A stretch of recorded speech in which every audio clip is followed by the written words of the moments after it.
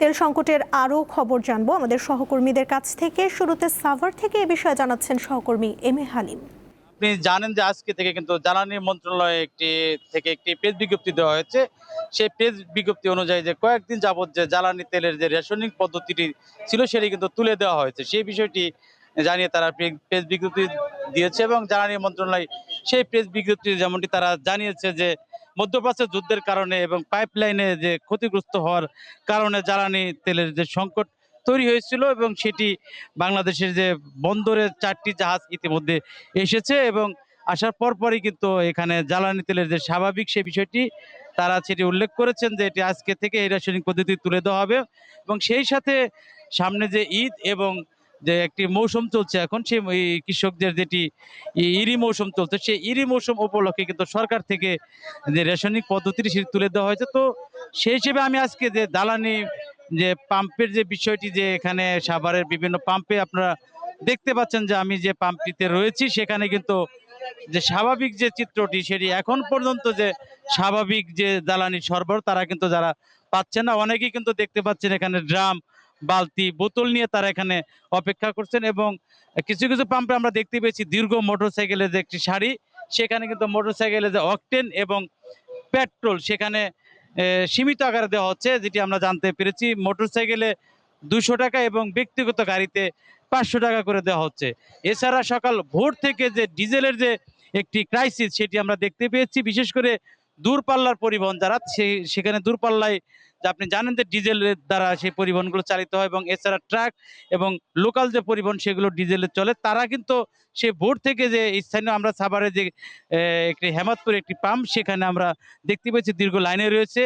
এছাড়া প্রত্যেকটি পাম্পের সামনে যদি আমি জানিয়ে রাখি আপনাকে, সেখানে কিন্তু আমরা দেখতে পেয়েছি যে একটি দীর্ঘ লাইন রয়েছে এবং কারণ এখানে জ্বালানি তেল না পাওয়ার কারণে কিন্তু দীর্ঘ লাইনের কারণে কিন্তু মহাসড়কে যে একটি যানজট সেই যানজটটি আমরা দেখতে পেয়েছি এবং যেটি আমরা এ বিষয়ে যে পাম্প কর্তৃপক্ষের সাথে এ বিষয়ে আলাপ করেছিলাম, তারা যেমনটি বলছেন যে রাসায়নিক পদ্ধতি তুলে দেওয়া হলেও কিন্তু তারা 4 ভাগের 1 ভাগ তারা তেল পাচ্ছেন। সে অনুযায়ী কিন্তু এখনো যে স্বাভাবিক যে সরবরাহ তারা সেটি দিতে পারছে না এবং তারা যেমনটি আশা করছেন যে এই বিষয়টি কিন্তু আজকের পর থেকে হয়তো আস্তে আস্তে স্বাভাবিক যে সরবরাহ সেটি সম্ভব হলেও হতে পারে।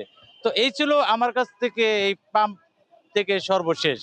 মানিকগঞ্জ থেকে জ্বালানি তেল সংকটের খবর জানাচ্ছেন সহকর্মী জাহিদুল হক।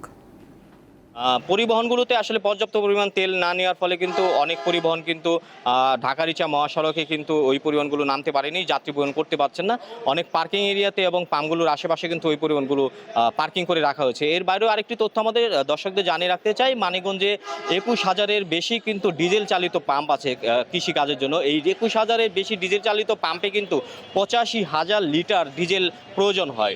এই ডিজেল চালিত পাম্পগুলোতে কিন্তু আসলে শেষ কাজের জন্য এখন পর্যন্ত কৃষকরা পর্যাপ্ত পরিমাণ ডিজেল পাচ্ছে না, পরে কিন্তু কৃষিকাজে এখন পর্যন্ত ব্যাহত হচ্ছে। সরকারি গুরুত্বপূর্ণ সিদ্ধান্ত কিন্তু গতকাল নেওয়া হলেও এখন পর্যন্ত মানিকগঞ্জের যে কয়েকটি পাম্প আছে সেই পাম্পগুলোতে কিন্তু পর্যাপ্ত পরিমাণ তেল সরবরাহ এখনও শুরু হয়নি। পাম্প মালিকরা বলছেন যে হয়তোবা আজকালের মধ্যে যদি এই তেল সরবরাহ পর্যাপ্ত পরিমাণ শুরু হয় সেক্ষেত্রে তারা যানবাহনগুলোতে পর্যাপ্ত পরিমাণ তেল দিতে পারবেন এবং কৃষকদেরও ডিজেল সরবরাহ করতে পারবে। তবে আমি যানবাহন মালিক শ্রমিক যারা আছে তাদের সাথে কথা বলেছি, তারা যেমনটি বলছেন যে আসলে তেল না নেওয়ার কারণে কিন্তু তারা গাড়িগুলো ঢাকা-রিচা মহাসড়কে নামাতে পারেনি, যাত্রী বহন করতে পারেনি। আগামীতে ঈদ চলে আসছে, যদি এই যানবাহনগুলো কিন্তু ঢাকা-রিচা মহাসড়কে না নামতে পারে সেক্ষেত্রে ঢাকা-রিচা মহাসড়কে পাটুরিয়ামুখী এবং ঢাকা-রিচা নৌরুটমুখী যে যানবাহনগুলো আছে সেগুলোতে কিন্তু না থাকলে এক ধরনের যাত্রীর চাপ বাড়তে পারে, যানজট তৈরি হতে পারে। আমি যদি আমাদের পাম্পের অবস্থাগুলো দর্শকদের দেখাই, যে এইখানে দেখতে পাচ্ছেন যে মোটর সাইকেলের যে আরোহী বা চালকরা আছেন তারা কিন্তু আসলে একটি পাম্পে আসছেন এবং পাম্প মালিকরা এখন পর্যন্ত কিন্তু আসলে ডিজেল সীমিত আকারে এই মোটর সাইকেলগুলোতে দিতে পারছেন।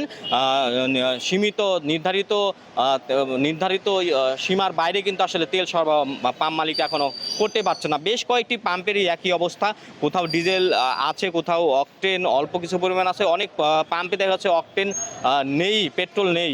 সেক্ষেত্রে শুধু ডিজেল যে পাম্পগুলোতে আছে সেই ডিজেলগুলো দিয়ে আসলে মোটরসাইকেল আরোহী আছে তাদেরকে আসলে নির্দিষ্ট পরিমাণ তেল সরবরাহ করা হচ্ছে। তো এখন পর্যন্ত মানিকগঞ্জের যে পরিস্থিতিগুলো আছে আপনাদের দেখানোর চেষ্টা করছি যে পার্কিং এরিয়ার বাইরেও কিন্তু বিভিন্ন পাম্পগুলোতে মানিকগঞ্জের যে বাসগুলো আছে, পরিবহনগুলো আছে, সেগুলো কিন্তু পার্কিং করে রাখা হয়েছে। এই যানবাহনগুলো তেলের অভাবে কিন্তু ঢাকা-রিচা মহাসড়কে যাত্রী পরিবহন করতে পারছে না। এই ছিল আমার কাছ থেকে মানিকগঞ্জের তেলের সবশেষ তথ্য।